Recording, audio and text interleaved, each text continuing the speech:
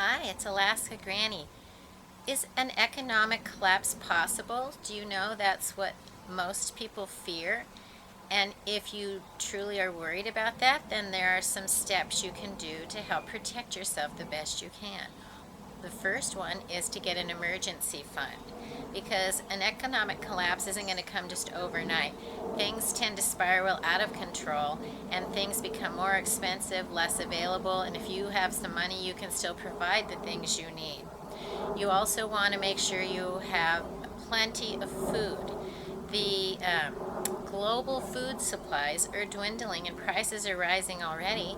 And so the more you have now, the better off you will be if there comes an extreme shortfall. Also make sure that you are getting the supplies that you need. So if you have to depend on yourself, you're able to do that. Then scatter money around. Don't put it all in one bank because if you remember the economic problems they had in Greece, one bank might close up, but maybe another one down the street will be available. And those kind of things can happen. So if you have a little bit of money in several banks, you still have an option of being able to get some.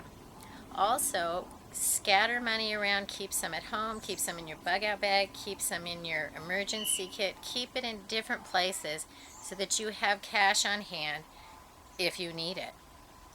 Get out of debt. That is the most important thing you can do because your debts don't go away if things become expensive or hard to pay for.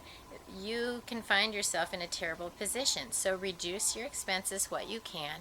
Save up until you have a nice emergency fund and stock up on the supplies that you think you could need. Make sure you get things that you actually can use and you know how to use them. Learn to use the things that you get.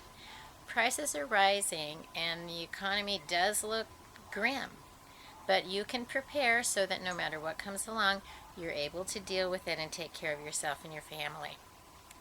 Please subscribe to Alaska Granny and have a wonderful day.